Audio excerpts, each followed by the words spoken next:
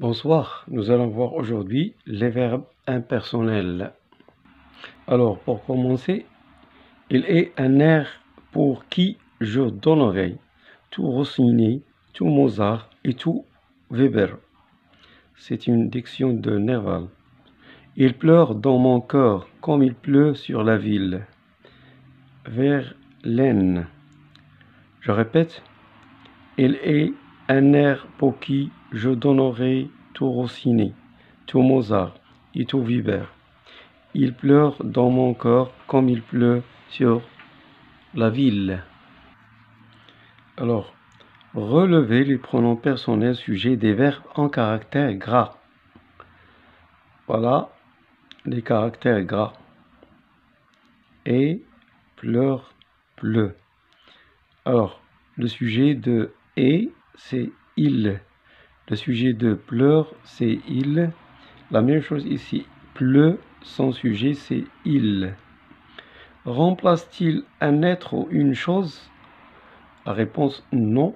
Il ne remplace ni être ni chose. Qu'est-ce qui est dans le vers de Nerval? Alors, qu'est-ce qui est dans le vers de Nerval? Il est un air. Alors, l'air, c'est l'air qui est pour qui je donnerai. Alors, quel est donc le sujet réel du verbe être? Donc, le sujet réel du verbe être, c'est l'air, un air. Relevez le sujet des verbes pleurer. Désigne-t-il une personne? Alors, le sujet de pleurer, il pleure. Le sujet, c'est il. Désigne-t-il une personne? Non, il ne désigne pas une personne. Selon le contexte de la phrase, il pleure dans mon cœur. Conjuguer le verbe pleuvoir à d'autres personnes. Alors, le verbe pleuvoir, il pleut, c'est le verbe pleuvoir. On ne peut pas dire je pleut, tu pleut. Non. On dit il pleut. On ne peut pas le conjuguer. Alors ici, la réponse, on ne peut pas le conjuguer à d'autres personnes. Voilà, c'est la remarque. Donc la remarque, c'est qu'on ne peut pas le conjuguer à d'autres personnes. Donc la règle, certains verbes ne s'emploient qu'à la troisième personne du singulier. Ce sont des verbes impersonnels. Alors on les appelle des verbes impersonnels. Ils expriment des phénomènes de la nature et peuvent se conjuguer à tout le temps et à tous les modes, sauf à l'impératif. Alors je répète, ils expriment des phénomènes de la nature et peuvent se conjuguer à tous les temps et à tous les modes, sauf à l'impératif. Il a plu, il neigerait, qu'il vente, bruiner, tonnant. Le pronom il ne désigne ni un être ni une chose. Alors, il ne désigne ni un être ni une chose. Certains verbes habituellement personnels peuvent être employés à la forme impersonnelle. Ce sont le verbe être, comme c'est, elle était une fois. Les verbes d'état, il semble que, il paraît. Des verbes intransitifs, il arrive que. Des verbes passifs ou pronominaux de sens passif. Il est donné à certains d'eux. Il se rencontre, il se dit. Ces verbes ont alors un sujet apparent et un sujet réel. Donc, ces verbes ont alors un sujet apparent et un sujet réel. Il est arrivé des voyageurs en grand nombre. Le sujet apparent, c'est il. Le sujet réel, c'est des voyageurs en grand nombre. On peut dire des voyageurs en grand nombre sont arrivés. c'est le sujet réel. Il fait un temps délicieux. Le sujet apparent, c'est il. Le sujet réel, c'est un temps délicieux. Donc, le sujet réel qui suit un verbe impersonnel peut être un groupe nominal, un verbe à l'infinitif ou une proposition subordonnée introduite par que. Il eut de belles journées, il faut patienter, il faut que tout soit prêt. Il eut de belles journées, groupe nominal, il faut patienter, l'infinitif, il faut que tout soit prêt, proposition subordonnée. Donc, le sujet réel qui suit un verbe impersonnel peut être un groupe nominal, voilà un groupe nominal, un verbe à l'infinitif, il faut patienter, une proposition subordonnée introduite par que. Il faut que, alors elle est introduite. Cette subordonnée relative est introduite par que. Voilà, c'est une proposition subordonnée. Alors attention, le verbe impersonnel se conjugue toujours au singulier, même si le sujet réel est au pluriel. Il est tombé des trombes d'eau.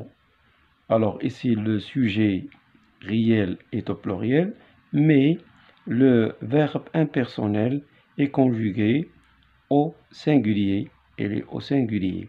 Le participe passé de ces verbes est invariable. Les gelées qu'il y a eu. Les gelées qu'il y a eu. Alors, le participe passé ne change pas.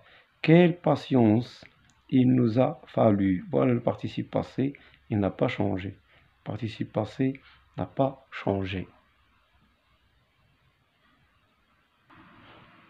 Exerçons-nous. Première question. Quels sont les verbes dérivés des noms suivants? Voilà les noms. Pluie, vent, tonnerre, grêle, neige, gel, bruine. Alors, la question, quels sont les verbes dérivés?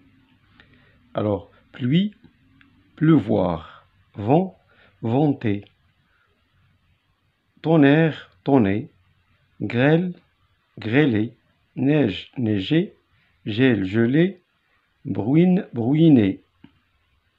Conjugue ces verbes au subjonctif présent en commençant votre phrase par que. Alors, il faut qu'il pleuve, il faut qu'il vente, il faut qu'il tonnerre, il faut qu'il grêle, il faut qu'il neige, il faut qu'il gèle, il faut qu'il bruine.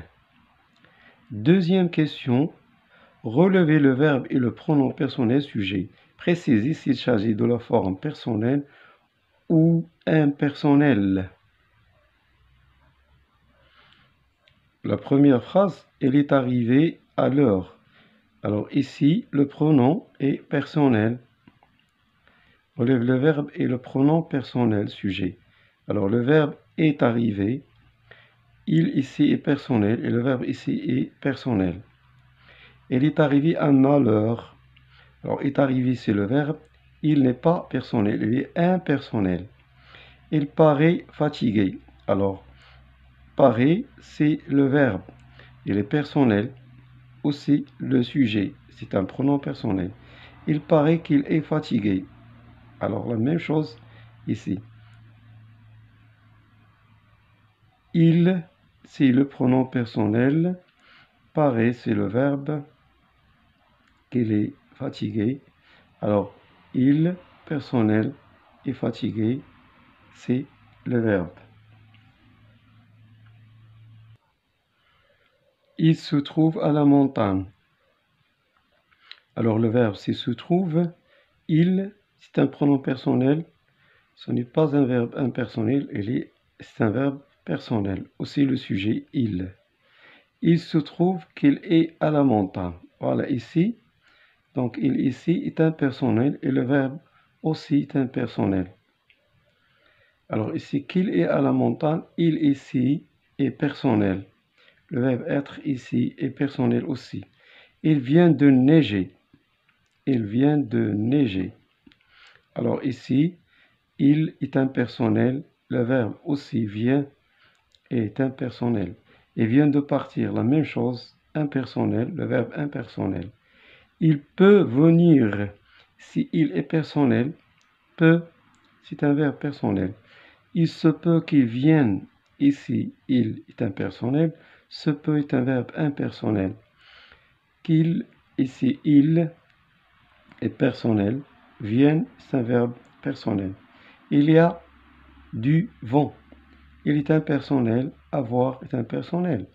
Ce restaurant, il y a mangé plusieurs fois. Alors, il est personnel. À manger est personnel aussi. Il est midi. Il est impersonnel. Le verbe être ici est impersonnel. Il est formidable. Il est personnel. Être est personnel. Il s'agit d'une bonne cause. Il est impersonnel. S'agit, c'est un verbe aussi impersonnel. Il agit en connaissance de cause. Alors ici, il est personnel. Agit est un verbe aussi personnel.